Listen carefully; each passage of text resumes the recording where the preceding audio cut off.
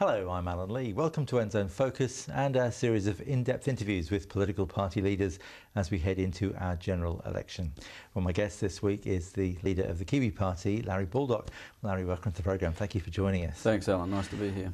In the last election, the Christian parties didn't do particularly well, polled just over 1%. At the moment, you're only polling less than 1%. Is the public trying to tell you something? Well, last election, the public told us that they wanted to get rid of the Labor government and they voted National. Currently, the message we get from a lot of people is they're not happy with the National government. They're happier, but they know in a lot of the social engineering issues, nothing's been done to overturn things which Labor did. And if they had an alternative, they'd certainly vote for another party. But the challenge in our politics here is, of course, the threshold for MMP. We've done polling ourselves and asked the question, if the Kiwi Party was over the threshold, either 5% or winning a seat, how likely is it you would vote? In the recent polling we did, we had 22% who said, we had 7% said highly likely, 15% said likely. So that's always the challenge for a new party. Is there a sort of a problem with Christian parties in that there does feel like there's been something of a breach of trust? Because if you look back at the last 10 years, the only political leaders that are in prison are Christian party leaders. I mean, the public are quite sceptical about Christian parties. Yeah, we have an awful track record. We've got division, we've got splits, we've got, all sorts of things have happened. And as you say, some pretty tragic circumstances. And then, yes, there's the scepticism. That's why we've always said we're not a Christian party. We're a party based on Judeo-Christian values. We want to build a great nation on those values. But we've not wanted to be labelled as a Christian party per se. Many of us are, of course. Tell us a bit about your background, because you haven't always been in politics. Well, I was overseas for 15 years with my wife in the Philippines with Youth of the Mission. Came home in 1996 to pursue politics, actually. And this is my 5th election, national election. Why would you go into a profession where they spend their time throwing bricks at you? Working in the Philippines and seeing the enormous needs in that nation and working one-on-one with people and on the squatter areas, I guess I just over time decided, well, you can keep doing this for the rest of your life and you're making a difference in people's lives, but if you could change things at a governmental level, perhaps you could, as the old saying goes, build more ambulances at the top of the cliff instead of the bottom. And New Zealand was, as I'd observed over that 15 years of coming back and forth, socially falling apart. It still is, really. I'm fortunate that I've been elected 3 times, once onto the City Council in Tauranga and then into Parliament with United Future in 2002, and now again back on the City Council from the elections last year. So, I don't know how I would have kept going if for the last 15 years it was elections and no successes. But I still want to see things change at the national level. There are laws that are just really bad. And we did polling recently, asked people what sort of policies, or we identified some policies and then said, would this affect the way you vote? The number one issue was raising the drinking age back to 20. And after 11 years of that failed experiment, how can politicians not have responded to the will of the people? It's just not on. It's a simple thing to do. The emissions trading scheme, very, very high. People just don't see why we should be paying 4 cents more for every litre of petrol. For what purpose? What is it really doing for the planet? Of course, the anti-smacking legislation. John Key said if there was one good parent, and Bob McCoskery's documentary has shown that there is more than one. So there's those things which need addressing. The prostitution law reform has been a mistake, and we're struggling with the problems in some of the big cities with street soliciting and so on. In terms of this coming election, it's a bit different in terms of Christian parties, isn't it? In terms of there aren't so many players. Will that make a difference? Well, I think this could be an election where there is no competition for that vote. I've heard every election people say, we won't vote unless you work together. So I've worked hard at working together. with other parties, and we had an attempt before the last election to work with the Family Party, as you remember, that blew up. It would be fantastic if this election there is some working together so that those who are concerned about those values and those issues can confidently place their vote with one party. So you'll be working with the Conservative Party. Do you have lots of things that you're line on? Many, many similar policies, yes. I first met Colin when he launched the campaign for democracy up Queen Street after my referendum had been ignored by the Prime Minister. And he did very well in the mayoral campaign as well. So yes, it will be a great thing if we can work together in this election. One of the things you talk about in your manifesto is rebuilding a positive marriage culture. Is it too late to do that?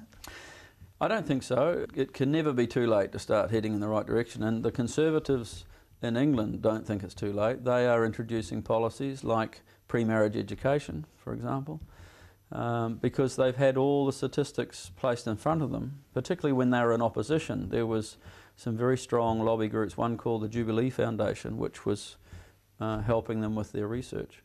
And they've come to the conclusion that marriage is very, very important for society. So I think it's something we have to do here in New Zealand. Ever since we went through no-fault divorce, then Matrimonial Property Act, where we said no difference between de facto and marriage relationships, there is a difference. You know, we went through the prostitution law reform and so on. So we need to consciously begin to do what we can to rebuild that marriage culture. Government can't make everybody get married, but their policies can either advantage or disadvantage married couples, and in New Zealand sort of doesn't matter what you're doing. So we have too many single parent families, we have too many children raised without fathers, and that's something we have to address. Of course, the supporters of the way society has moved would say that by changing our view of what a traditional family unit is, we have actually strengthened the whole idea of family because we've broadened it. Would you go along with that? No, because I think you could say the last 30 years in New Zealand has been a liberal experiment. You know, if you talk about liberal and conservative as two worldviews, basically, the Liberals have basically been in charge, whether through National or through Labor. They've been introducing policies, expanding that view of family, if you like, but with a liberal philosophy.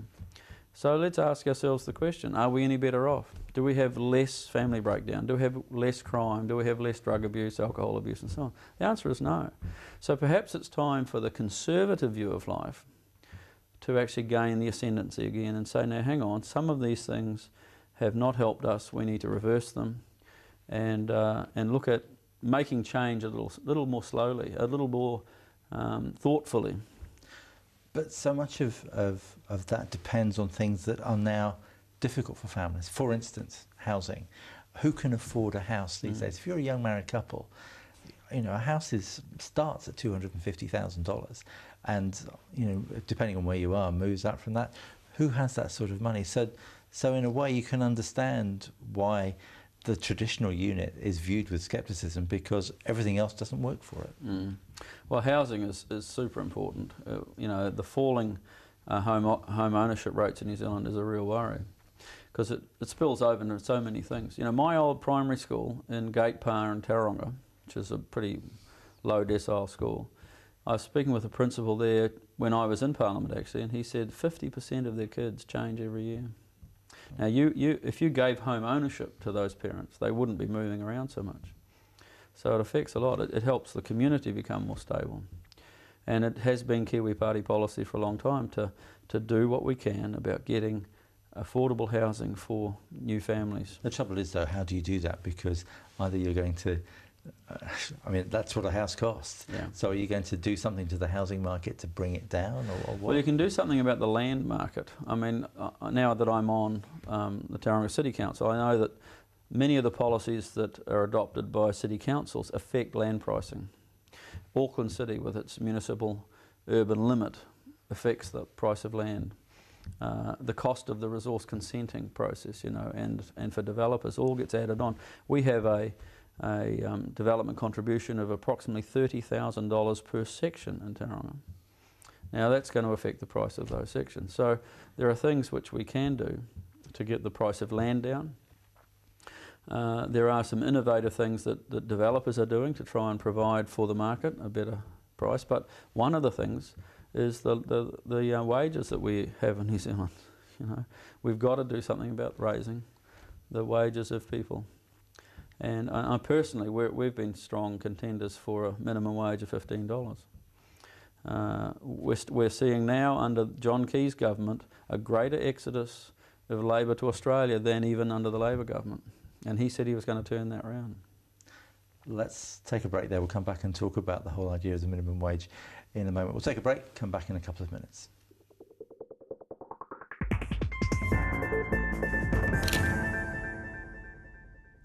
Welcome back to NZONE Focus and our interview with Kiwi Party leader Larry Baldock. Larry, before the break we were talking about a minimum wage and you talked about raising it from the current level of $13 to $15 an hour. I mean, the obvious question is how are we going to pay for that? Well, our policy was always that the cost of raising the minimum wage would be offset with a tax credit for businesses, because the argument they say, if you raise the minimum wage, businesses can't afford it, so then they'll lay people off, and that deals with that argument.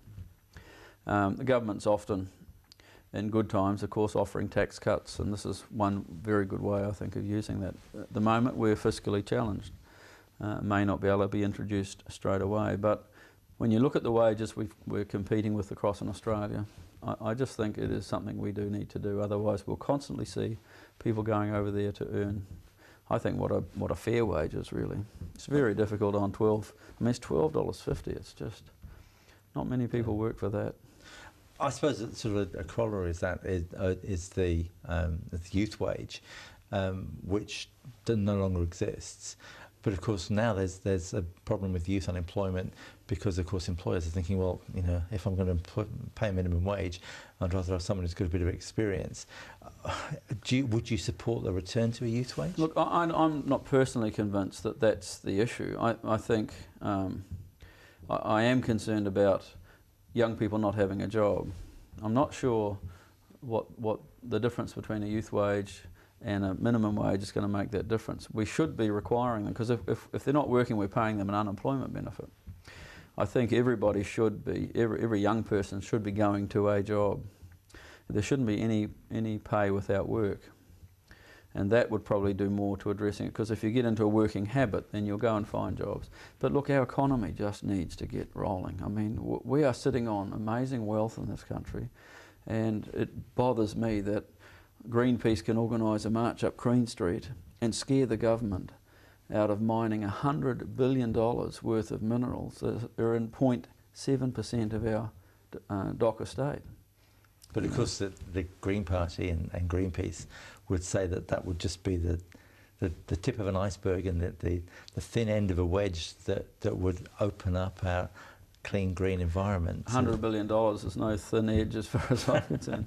This is where referenda should be used more in this country. See, on some of these issues, it's our land. We should decide. We're the owners of the dock estate, not the Department of Conservation. So, you know, let's have that public discussion and have a referendum, and let those referendums be binding upon the government. The trouble with referendums, though, is just that they're not binding, as we found with on citizens-initiated ones, yes, that's right, and they should be binding. I mean, it's ridiculous that 87% of the country can say something and the government can ignore it. So that's another thing that the Kiwi Party is very committed to changing.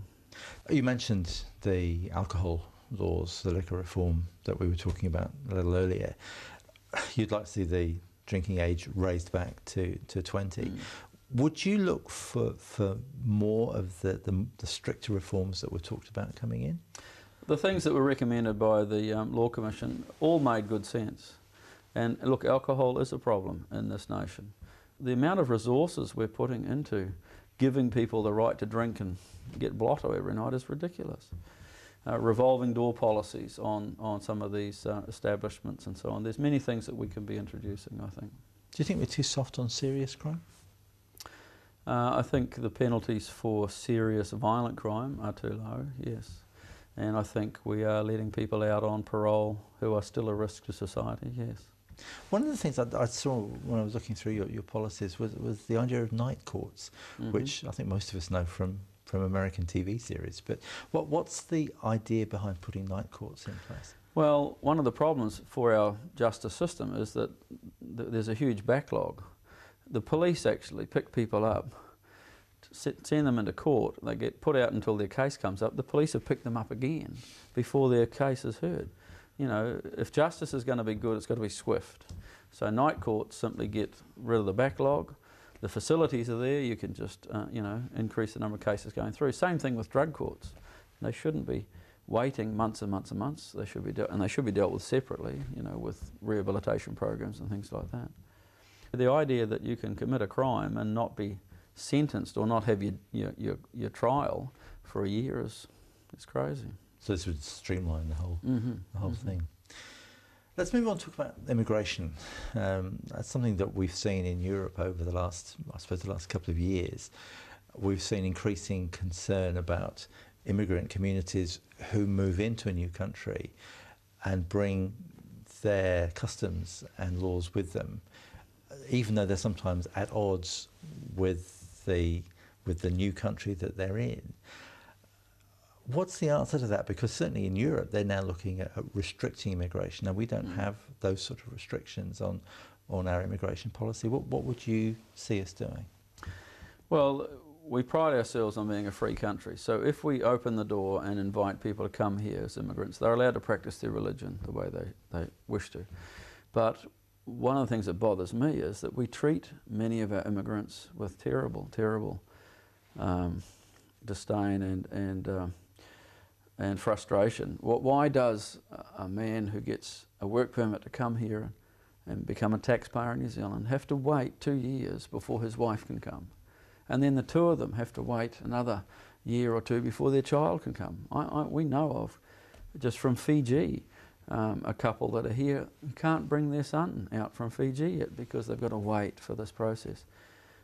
Surely that's not helping anybody. We should bring whole families here.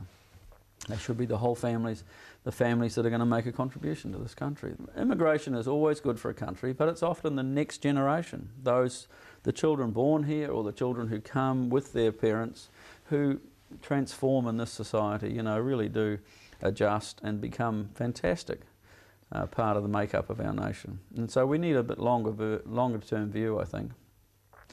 Let's talk a bit about the health sector. How do you think our health service is doing? Look, I haven't got any complaints with it. I mean, if I got sick tomorrow, I'm fortunate I'm pretty healthy. But look, most of us get taken care of wonderfully. If you go to other nations and see how it works, go to the UK, you know, and see their system. You can always spend more money, you can always do more, that's the nature of it. I think what we're finding is we're becoming increasingly reliant upon immigrants to run our health service. I mean, I know most of our aged care facilities are run with Filipino, Fijian and so on, other workers. So, you know, grateful that they've come to live here, and I hope they are treated properly when they do.